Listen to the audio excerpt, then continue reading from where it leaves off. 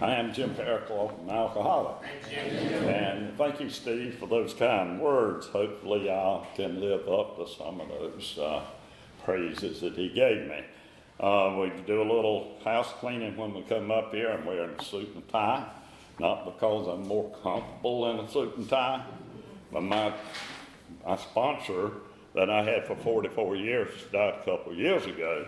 And if I went to a meeting and got behind the podium and I shared my story and I didn't have a jacket and tie on, I don't know, he may come back, you know, and I don't want to have to explain why.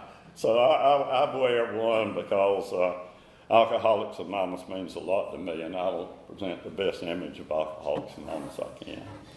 I want to thank my driver and new friend, Clark, for driving me up here. I'm still a little bit nervous, but he managed some of those curves pretty well, and for 6 months of sobriety, keep an eye on him. He's going to be a great member of Alcoholics Anonymous, in my opinion. I'm a member of the Kenansville group of Alcoholics Anonymous in Duplin County.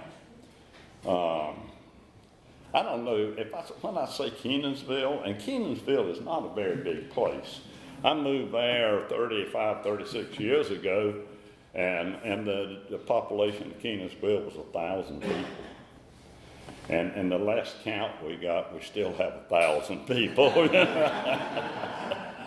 and some people say, well, don't you miss, I got sober in Raleigh and raised my family there, and I know you missed the traffic and stuff and the traffic jams around Raleigh. I said, oh, we've got them in Kenansville too, you know, because it's the county seat and all the government workers are there.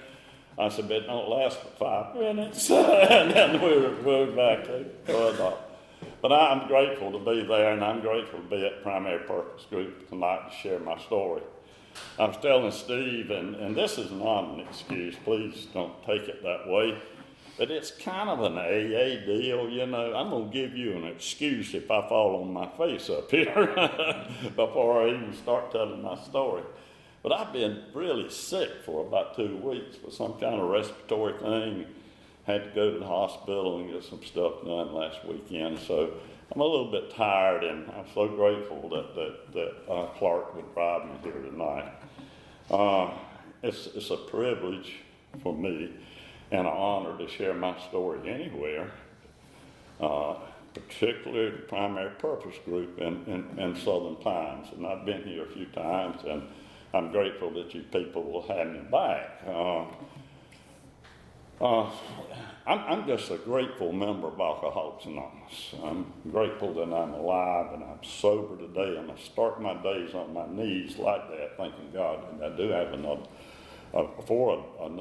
night of sobriety at night, and then thank Him in the morning, ask Him for the directions. It helped me to have another sober day.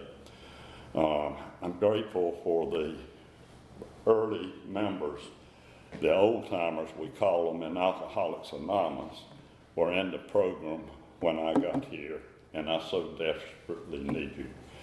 And a lot of them, or some of them, and Tom and Wallace were members, I think, of this group. I know Tom was.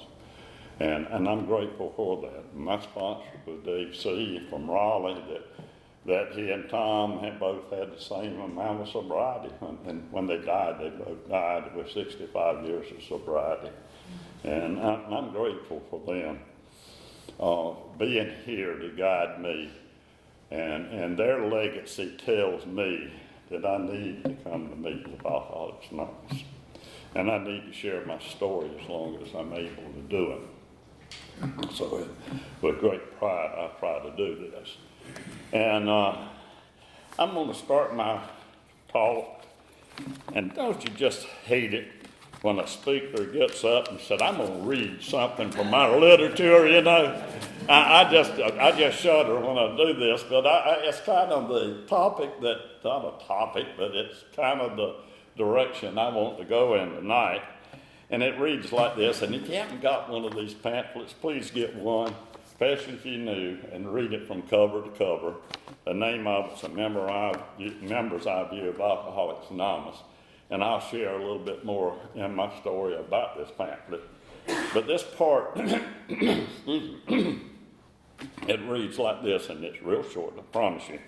Long before there was a definition of AA, before there was a book of steps or traditions or a program of recovery, there was a night in Akron, Ohio, only a short 33 years ago. The guy that wrote this was talking about 1939. A night when a man, 1935, a night when a man named Bill W., alone in a strange city, shaken and frightened, concluded that his only hope for maintaining his present hard-won sobriety was to talk to and try to help another alcoholic. And it says, so far as I know, this is the first recorded instance where one alcoholic consciously and deliberately turned to another alcoholic, not to drink with, but to stay sober with. Man, isn't that a strong statement? And that's the reason I mentioned those early people in there, because they were there when I needed them, and they guided me to a life of sobriety and Alcoholics Anonymous. My sobriety date's November 13th, 1975, and I'm proud of that. My birthday is March the 27th of 1940, so you're talking about an old-timer. I'm an old-timer up here. Somebody asked me one day, you're old. I said, no, I'm not old. He said, well, what is old? And looked at me. And I said, anything is older than I am is old, you know. And that's the way I try to live and be part of it. I'm very active in my home group, and I have been active in service work and different things in Alcoholics Anonymous. My story starts in rural eastern North Carolina. I grew up on a tobacco farm, and a large family. There were 7 children in the family. And in that farmhouse, a big farmhouse, of course, my mom and dad lived there, my grandmother and my grandfather lived there, and 7 children. So that meant there was 11 people in that house, you know, and we had 1 bathroom. I don't ever remember any problems, you know, but that's the way we grew up. And I grew up in a family that was hardworking, church-going, non-drinking family. So when I decided to drink, I didn't have any training. I just had to go out on my own and do it, you know. But now I knew something about drinking and about alcoholism. We didn't call it alcoholism. We called it drunkenness. On those rare occasions when we were good enough and there was enough money around, on Saturday afternoon we were taken to town.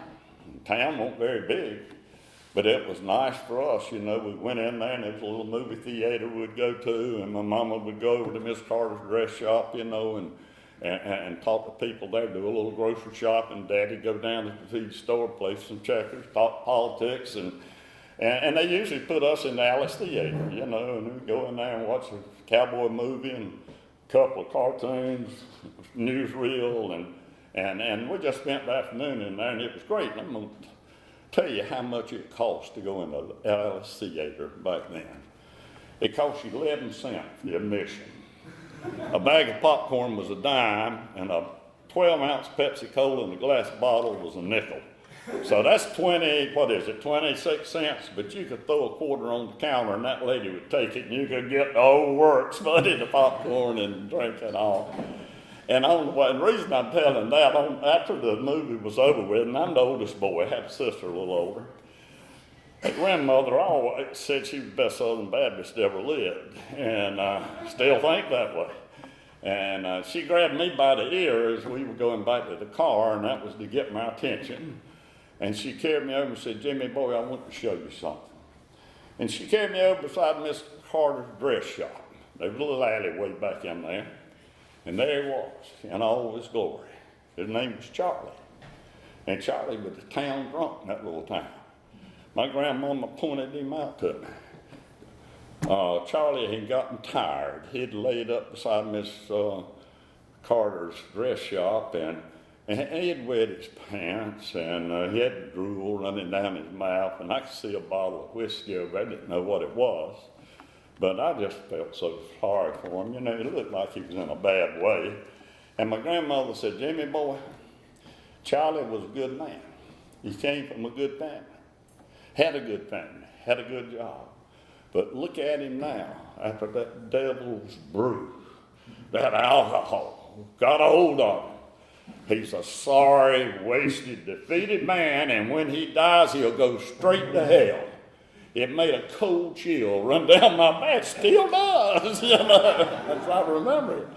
So I thought about that, you know, on the way home, and the preachers had told us what hell was, and I made the decision at about 7 or 8 years old that I'm not going to drink that stuff Charlie drank, and I don't want to go to hell, and it kept me away from drink till I was 15 years old. And I'll tell you about that first drink, and it's just important for me to talk about it, I guess, for me to remember it. But I'm country boy. We went down to our local hangout, little drive-in grill in the 1950s, and we called a ride. You could do that with 2 older boys, go over to a neighboring town to a basketball game. And we didn't have a lot of money. I didn't have the right kind of haircut. I didn't have the right kind of shoes on. I didn't have the right kind of shirt on. But these boys that were there, and they had all those things. They had the right kind of haircut. It was pushed back in a ducktail. They had the right kind of pants on. They had the right kind. Everything was right. They had white buckskin shoes, as I remember. You know, a little thin white skin belt. And they were driving a 1950 Ford with mufflers on it that made a noise. Fender skirts, white wall tires, fuzzy dice hanging off the window. Elvis playing on the radio, and me and my best friend Jeffrey jumped in the back of that 50 Ford, and we were honored to go to the ball game with those 2 guys. They were kind of like the Fonz in our neighborhood, you know. And we got over there, and things were nice. And I know the girls were noticing the Fonz, and so I just took my finger in his belt buckle and I hung right on to him all night long. If they see him, they'll see me. Now, everything was good in my life at that point, and I didn't have any problems. I was making good grades in school. I was going to make the baseball team, you know, the high school baseball team. I'm 15 years old, at least a junior varsity team, and my grades were good, and so everything was all right in my life. I had no problems. We got in that 54 to come back home. Those boys opened up a jug of whiskey, and Fonz took a drink and chased it with Pepsi Cola and lit a Lucky Strike cigarette. I can remember it today. And he handed it over to his buddy riding shotgun. He did the same thing. Now, those 2 older boys looked in the back seat and said, "You boys want a drink?" And my best buddy Jeffrey said, "Yeah, I want one." He grabbed a jug. I'm amazed. I'm astonished. He grabbed that jug, turned it up, and took a great big cut out of it. Pulled it down, wiped his mouth, and he said, "Man, it's the best I ever drunk." Now, you was lying. He hadn't never taken a drink before in his life. And now, if he had, he'd have told me. And they're looking at me, and I'm thinking my grandmama and what she told me, that anonymous warning that she gave me those years ago. So in my mind, here's what I'm saying. I ain't going to drink that vile stuff. I don't want that stuff. But here's what I heard myself say: "Give me that jug." You know, what's a 15-year-old going to do? Everybody else in the car's had a drink. You're going to take one. I turned it up and I took a drink, and that drink changed my life. It changed my life immediately. That night in the car, going back home, I don't know how much I drank. I know I drank some more out of that thing. I know that I got silly, and I got happy, and I got drunk, and I got sick, and I threw up, and I passed out. And that's my story. And it could be my drinking story. I could stop right here talking about that, but that's the way it was. Those boys somehow got us sobered up enough to get us home sometime during the night or morning. And I was so sick the next day, I just, God, I'll never do that again.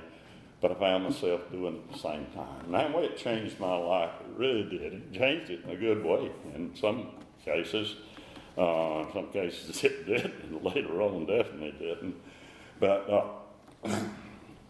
I could go to teenager dances, and I could look across the floor and see pretty little girls over there, and before I would sit there by myself or in a dark corner and said, "Well, you know, they're city girls. They ain't gonna dance with old clodhopper like me.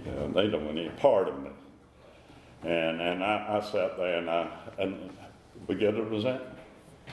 Sat there in that dark corner, and it was not a very pleasant place to be. My old buddy Jeffrey found out where the bootleggers were, and he rolled up, in the teenage club. He tooted the horn for me to come out. And Daddy opened up the trunk of his mama's 1950 Roadmaster Buick, and there it was, that jug of whiskey. And we lit ourselves a cigarette, and we took a drink or two or three. And I'd go back in that teenage club, and I'd look over there, and I'd see the prettiest little girl I thought was in the whole building. I'd walk directly to her, ask her for a dance. It didn't make a damn. She said yes or no. I was doing her a favor by going over there, Now, that's pretty hard for a farm boy to do. You've been in the tobacco field all summer long. Your hands are rough. You stain from that gun, from that tobacco. You probably milked a cow that morning. I don't know how many of you have milked a cow. I had milked a cow in the morning. And the odor from the cow don't get off from you. You carry it with you, You can't wash it off. It just stays with you. Finally, it'll wear off. But all these things kept me from doing what I wanted to do. But that drink or two in, they just loosened me up and let me go over and down. Now, maybe that was a good thing for me. I don't know. It felt good at the time. I drank in high school, out of control, teenage binge drinking. It's wonderful we all hadn't died or in car wrecks or something. I went off to school for college and wasted my mama and daddy's good earned money for a while and did the same thing. And I can tell you stories that all of us have about being drunk in those early years. Well, I knew I was getting kicked out of school. And that was my last semester. I knew that. There was not a chance. And early 60s, Vietnam was going on. And I really didn't know what I wanted to do or how I was going to do it. But I'm an alcoholic at this point in my life, and I ain't dumb yet. So the little girl that I was dating, I got thinking, this might be the last chance. I better grab. I heard we'd do something, but we talked about it. The next weekend we eloped, went down to South Carolina and got married. You'd go down to South Carolina in the 60s, and if you had $15, you could go down there and get a license, sit in there and wait 1 hour, and the same magistrate that gave you the license, the marriage license, would marry you, and it all cost you about $15, And that's what we did. It was a good deal. Now, you can sit back there and say, well, that ain't a proper marriage. You ought to got married in a church with a preacher, and maybe so, or invite friends and family and people like that. But I'm going to tell you, it kind of worked out pretty good for me. This last May the 20th, me and that little girl celebrated 64 years of continuous marriage. God, I love it. And I'm going to tell you something else about her. She was not going to let a disease called alcoholism destroy a family. She stood there and she fought it tooth and nail until I got in the program and got sober. We went on up after getting married. For a while we went up to Raleigh, and I was in the grocery business, independent grocery, and opened up, I bought a Winn-Dixie store in the corner of Martin and Wilmington Street in downtown Raleigh. Operated that grocery store for about 20 years, and if there's anything that's a symbol of me, it's me sitting in that grocery store. First 5 years I was drunk, the last 15 years I was sober. But there's many, many stories that came out of that, and I try to share one of you with you. Now, I did a lot of drinking with a lot of people and got in a lot of trouble, and the biggest trouble I got into was what was happening at home. I was not a very good husband. I was not doing the things that I told her I would do when we got married. We had 3 children at this time, and I was not a good father. I was not abusive or physically abusive to them, but I did things that hurt them so much. Their school activities and their little dance recitals and all the things that small kids get in or do. There was not a daddy there. If he was a daddy, he was usually there drunk and embarrassment to them.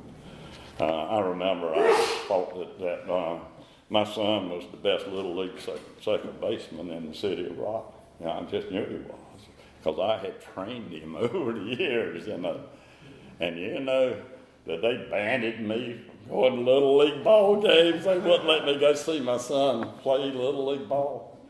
And I got sober in there before he got up in junior league. And just to tell you this story, when he was in little league, if he looked around and saw me in the stands or saw me in the audience, he would get so nervous that he couldn't hit the ball or do anything. In junior league, Daddy's sober now, and he went up to bat, and this is a true story. It just sounds like it's made up, but it's a true story. They had a little junior league baseball team, and he came to bat with 2 out. And if he hit, and there was a runner on third or second, third, if he got a hit, they won the game, and they could go on to district playing wherever it was. And he came up to bat, and rather than just going all to pieces, when he saw his daddy looking around, he saw me. He said, "Daddy, I get this for you."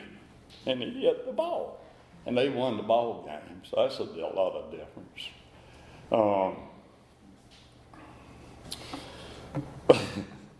There's a lot of stories that are funny, and some of them not funny at all.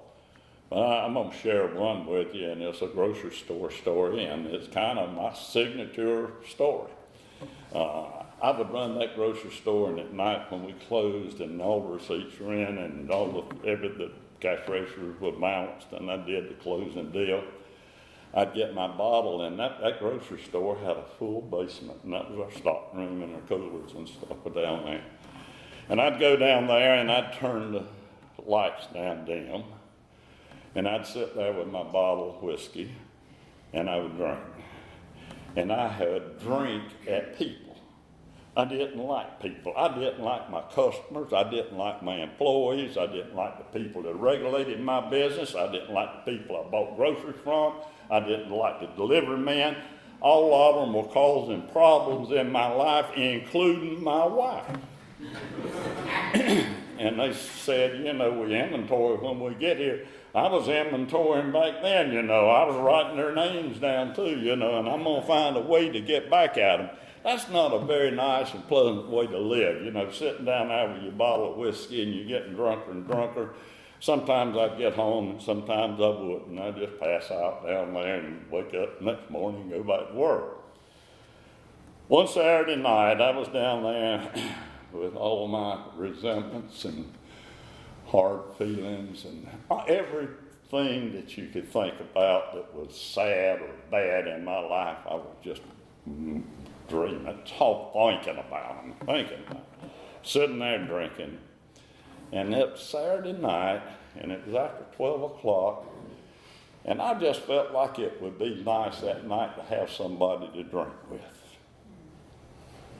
So on the corner of Martin Williamson Street, after 12 o'clock on a Saturday night, you open the door, back door to a grocery store, and the first guy that comes by there, you say, "Buddy, you want a drink?" Yes, he wanted a drink. His eyes got about it. He said, "You got any?" I said, "I got a whole store full of it. I got beer, I got wine, I got whiskey. You just name it, I've got it. You want to come in and do a little drinking?" His eyes got about the size of saucers, it looked like. Yes, he wanted to come in, and he came in. I didn't know this guy from Adam. Never seen him before in my life, I didn't know of. And he came in, and we sat down, and I put that bottle up there, and we started drinking, and I started telling my story of woe, including everybody I could think of. He was the best drinking buddy or partner that a person could have. He agreed with everything I said as long as the liquor was. And I had plenty of them. Sometime in the early or late at night, I know it probably after 12 o'clock, I ran out of things to complain about. And we were just sitting there looking at each other. He said, isn't there something else we can do? Now, I guess he was talking about playing checkers or rummy or something like that with cards. And I thought a minute, and I said, have you ever shot a 38? He said, what's a 38? Now, both of us are drunk. I said, it's a pistol. You put bullets in it, and you pull the trigger, and things come out of it. He said, you got one? Yeah, up in the office, and I got a whole box full of bullets. He said, go get it. Oh, God. Oh, Lord. And on the way up, I think I thought, well, maybe this is not a good idea after all, but anyway. I went up and I got that 38 revolver and that box of bullets, and I came down. And to make it interesting, we took some bales of grocery bags, put them up in the back of the basement of that store. Took a magic marker and we put some bullseyes on them. Now, he and I both are drunk. There's brick columns up and down the aisles in that basement. I'm 2.5 blocks from Central Police Station in downtown Raleigh. And me and that other drunk, we started shooting at those bales of grocery bags. We missed a lot.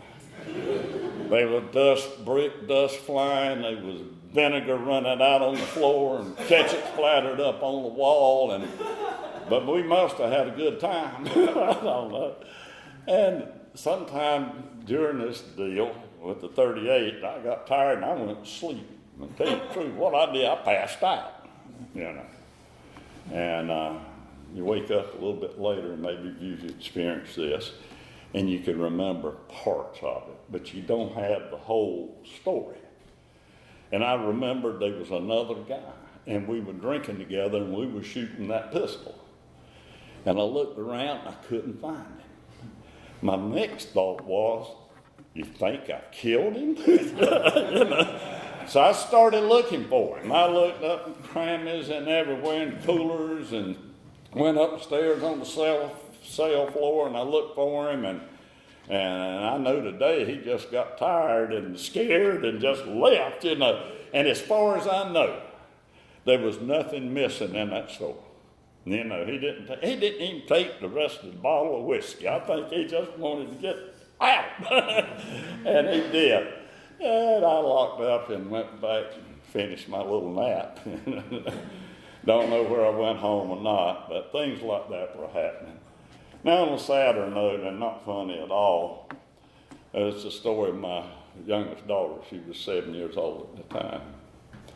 And, of course, we lived in a neighborhood, and she was in school, and she had schoolmates. And one of them lived right down the street from us. And she went over one afternoon to play with her little buddy from school. And they did what little 7-year-old daughters or girls would do. I guess they played with dolls, they painted and played house, whatever little girls would do, but they enjoyed each other's company. And when it got time for my daughter to go home, she wanted her little friend to come over to her house and play. And my daughter invited the little girl over, and the daddy heard it. And he looked at my 7-year-old daughter, and he said, my daughter can't go to your house, your daddy's an alcoholic. And it stings today to even think about it. I don't know what it did to her. But I know this, she's a married lady now with children and even grandchildren, and she still remembers that day. So the damage that we do in our home is the greatest damage that this alcoholic ever done. Now, I did things to get sober. I can tell you after the meeting, because there was a lot of them. I just recognized one time in my life, that I'm going to die if I don't quit. And my mother was talking to God. I'd get sober from my mother if I could. Well, they'd come down and get me and follow this. I own my own business. I'm 33 years old. I got a wife and 3 children. My mom and daddy come from the farm. They pull in my driveway to get me because she had called them and said, you need to come get him. He's out of control again. And I know all the neighbors are looking, you know, and so they pull up and they talk to my wife and all. And my mama gets out of the truck and they make me get in the middle. You know, they were afraid I was going to jump out, and I probably would have, you know. And they carried me down their little fishing cabin down at the beach. And I remember waking up, and not one time, but several times. And Mama was cooking, frying eggs, cooking country ham, and doing all that breakfast stuff, and I'm smelling it. And it's making me so sick I can't hardly stand it. You know, how am I going to do it? And I know she's going to make me eat some of that stuff. And I'd go in there and I'd try to eat, and I just couldn't do it. And they'd put me in that old fishing boat my daddy had and carry me out in the sound fishing all day long. And I'm coming off, I'm bad drunk, and I'm in a fetal position in the bow of that boat. And every wave and stuff, I felt every one of them, you know, and this not only happened one time, but happened more. And then when they would pull in, as the sun was going down, I could hear those oyster shells scraping under the boat. I jumped out of the boat, and I went to running. I went up to the house and knocked on the door and said, "Man, I'm dying. You got a drink? I've drunk liquor with you before. Your mom and daddy told us not to give you anything to drink, you know." And I kept going. Everybody's telling the same story. And I finally found Mr. Ed. I think he was one of us. And Ed said, "Yeah, they told me not to give you any, but you look sick." So he went in and we went to the refrigerator. Now he's talking about whiskey. And why has he got whiskey in the refrigerator? And when he opened the door, it was Southern Comfort. And that stuff is just like drinking Cairo syrup, you know. And I didn't need that, but I needed some alcohol. I drank it anyway. And at this moment in their life, when they found me drunk again, and they'd carry me back. My daddy would bring me back. He'd drop me off. I got to get off from this and get sober. And he'd always say something like this.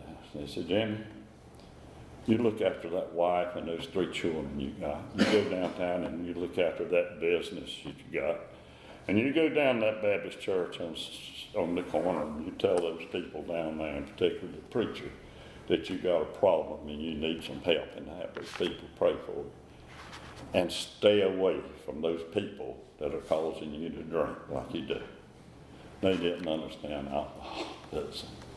But I did what he did, and I'd go down to the preacher and I would stay sober for a while, and I'd tell people, business acquaintance, friends, "I'm through drinking. I've learned my lesson. Never will I ever take another drink." And in just a short period of time, you know, that insanity that comes before that first drink. And I'd be sitting in the store and, "God, you've done it wrong all these times. You've been drinking the cheap stuff. Go over and get the good one. Get a Heineken if you're going to drink a beer, you know, or get some Blue Nun or something, a good wine. You've been drinking that old rock gut stuff."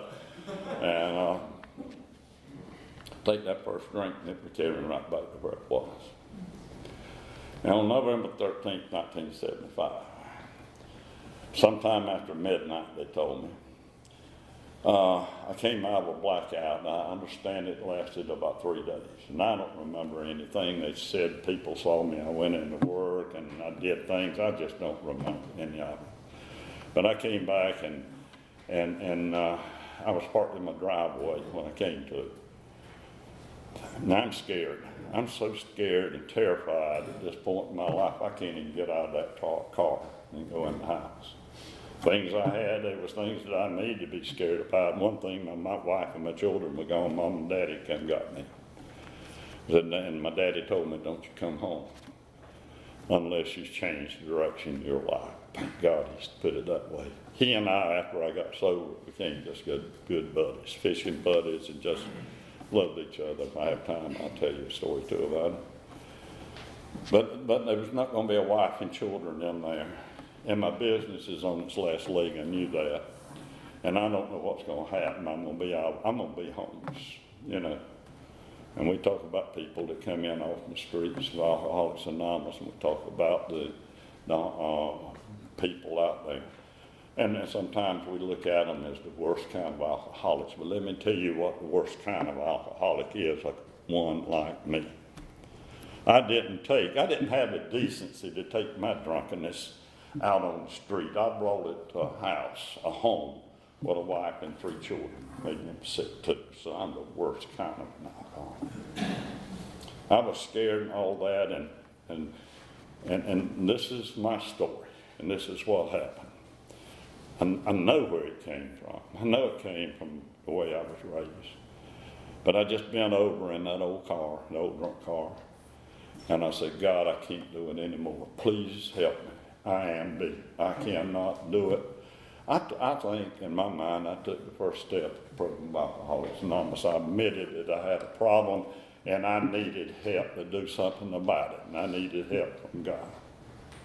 I needed God's help to do it. I knew that intuitively, not. If you knew in the program, a relative in you, and you may take that first step, you better hold on to your hat if you really mean it. Because things are going to happen, and they're going to happen fast, and they did happen. My wife and my 3 children came out and got me out of the car. Didn't think they were going to be there. On the way into the house, in my drunken stupor, I told my wife I'll do anything. And she said, good, I got a phone number. Now, she had a number of a sober member of Alcoholics Anonymous. And she had told he had told her, that if Jim ever wants to do anything about his drinking, give me a call. That man had a job. He had to go to work the next day, and it was after 12 o'clock on November 13th. And it was a cold November night. He lived in North Raleigh, I lived in South Raleigh. He got directions to my house, and he drove over to talk to a drunk like me. Now, I used to say that Hawk, his name was Hawk. I'd never make a talk without mentioning his name, Hawk Johnson. That Hawk loved the alcoholic enough that he would do that. He'd get out of that bed, even though he had to go to work the next day, and drive over and talk to a drunk. But I know today in sobriety, he loved his sobriety enough, just like Bill, that he was willing to drive over them. Now, he came up, and there was a little 11-year-old blonde-headed girl standing under the carport, tears running down her face, waiting for the stranger. And the stranger came up, Paul, and she said, are you here to help my daddy? He's a sick man. And he said he was going to do everything he could. Now, he came in my house. Now, what he did next and what happened next in my life might be the reason I'm here tonight and sober. I've been sober for almost 50 years. He came in my house. He had a big book in his hand, had a handful of literature, including this pamphlet right here. And he came in, and this is the first thing he did. Rather than talking to me, he talked to my wife and my children first. And he explained a little bit about alcoholism to them and what was going on in my life.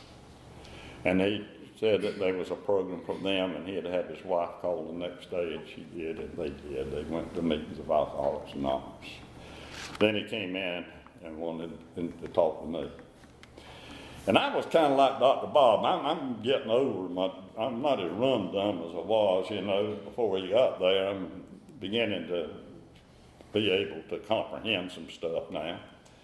And he came in, and I said, my God, it's going to be like it always has. They're going to pray over me. They're going to lecture to me. They're going to tell me how sorry I am. And they're going to tell me all these things I've heard all my life. And I just don't think I want to hear it tonight. And I'll give him about 10 minutes, and I'm out the back door, and I'm gone. Man sat down and did something else that probably saved my life. And he shared a story, his story, not mine. And he talked about a boy growing up in eastern North Carolina, and when he was 15 years old, he took his first drink. Told me where that drink carried him, and how in the Second World War that he was flying bombers over in Europe and dropping bombs. And that he had a bottle of whiskey up under the seat of his plane, just to give him enough courage to make those trips across there. How he came back and went to Washington, D.C., and he got a good job in the State Department, and how alcoholism had taken that job and almost his life and everything. But he said, I'm sober today in the program by Alcoholics Anonymous. Now, I don't know how long he stayed, but it was more than 15 minutes. It was probably a couple hours. When he left, I don't know what I wanted. I don't know where I wanted to get sober. I don't know where I wanted AA or not, but I knew one thing. I knew it without a shadow of doubt. I wanted to be like him. I wanted to be like him. He came the next night and carried me to my first meeting with Alcoholics Anonymous. And I've been going back ever since. Now, I'm going to tell you another story. And it tells you maybe what kind of person I was even after I got sober in Alcoholics Anonymous. And it'll tell you how I needed the program of Alcoholics Anonymous working in my life, these 12 steps and traditions, more than anything else. I sponsored for 44 years before he died. So Jim came in and he got stark drinking, raving sober. I was running all over Raleigh, man. I was going to meetings, I was doing things, and I was just busy in AA. I wasn't doing the steps, I didn't have time. I was doing so much other stuff. I'd go in your group, I'd help you set up, and and if you didn't mind, watch out, I'd take over, I was one of those crazies. You wouldn't have wanted me around, I don't think. But I remember one night I got there early, and I was not even a chairman, and I had the lady that was the chairman, and we had to put all the tables up and the chairs, and we got the stuff out, the literature and the signage, and we put a big pot of coffee on, and it was a step study meeting, big book group in Raleigh. And I'm kind of proud of myself. Man, the room was full. I looked around, and I'm going to go get my cup of coffee, and I'm looking around for a seat. And by God, they didn't leave one for me, But let me tell you, if you're new in the program, there's always a seat in the program of Alcoholics Anonymous. We'll make one for you.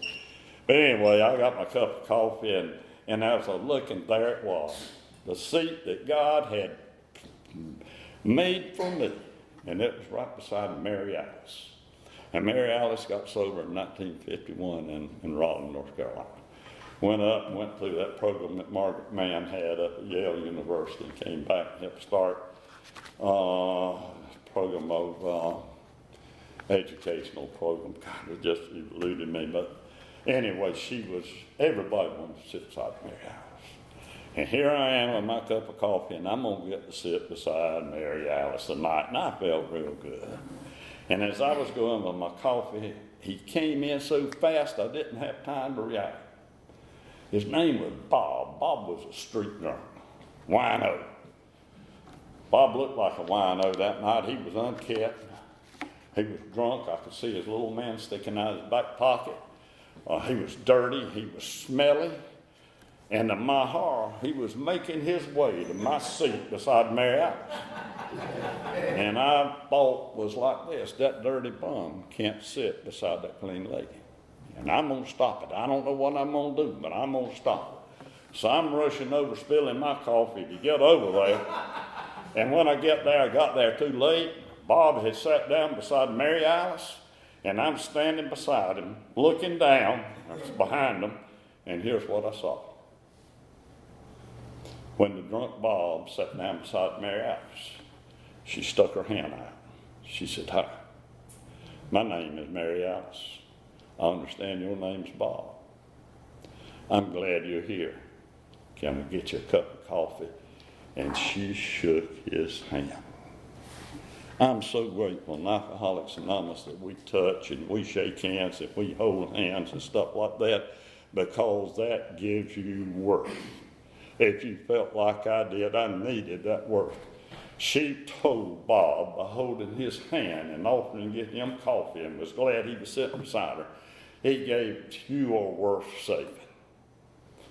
And I'm sitting on that thing, and that little white voice that we get when we get over started talking to me. silently, and it said something like this: "How dare you? How dare you to judge another one of my children?" Wow.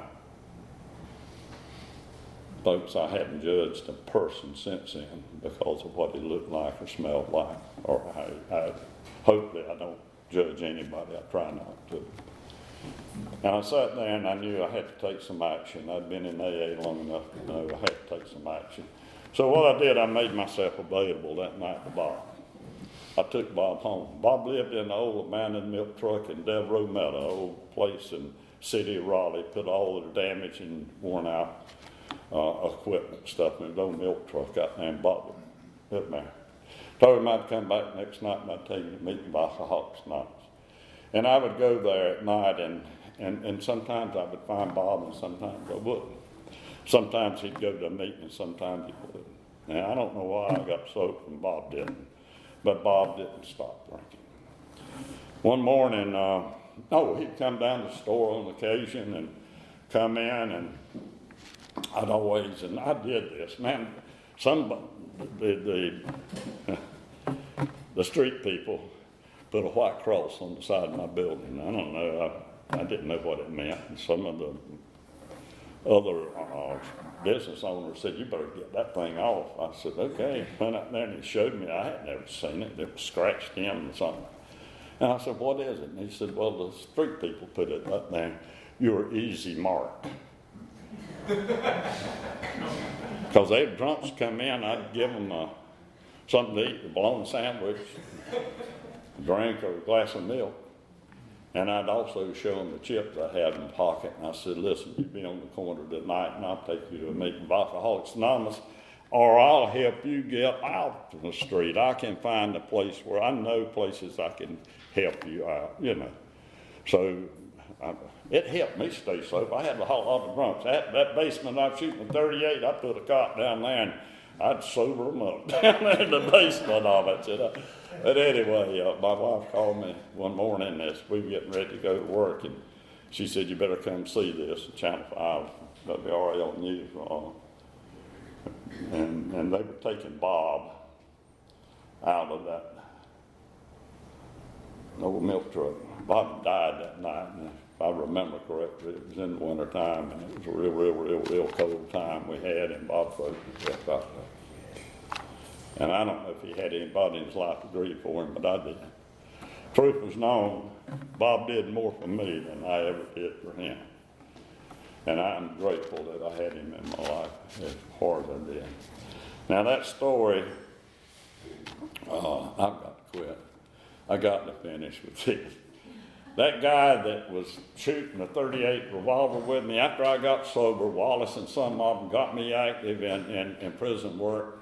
And for 5 years, I was outside prisoner, and I had 4 or 5 years sobriety in Central Prison, the group where the 21 men are in, not Central Group, but anyway, those guys are there for the duration. They're going to die in prison, you know, it's the type of crimes they have committed.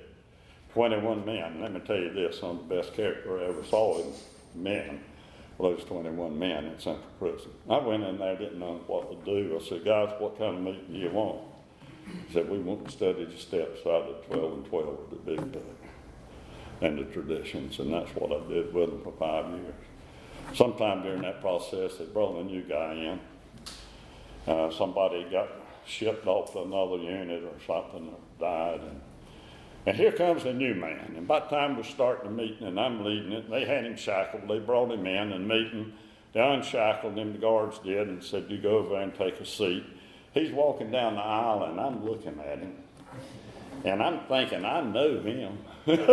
But I just knew I knew them. I couldn't put a name or a place, but I just know I know him from somewhere. And after the meeting, I went running over and I shook his hand. I said, "Man, I believe I know you." He said, "Hell, I know you. You're that crazy grocerman with the 38. And he got sober in the program of Alcoholics Anonymous at Central Prison. I kept up with him for a long time, but after moving, I lost. So God looks after fools and drunks, and he certainly has looked after me for so many, many years. Oh, gosh. it's been a journey. It's been a journey.